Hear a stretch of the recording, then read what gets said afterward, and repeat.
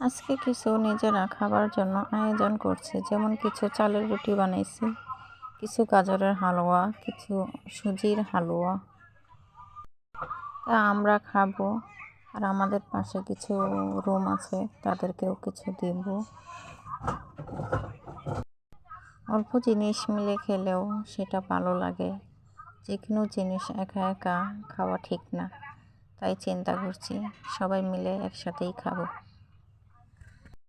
তা আমার সকল যত ফ্রেন্ড ফলোয়ার বন্ধু বান্ধব আছে সবাইকে আজকের দিনে সবার দাওয়াত রইল। অবশ্যই সবাই চলে আসবেন, একসাথে খাবো।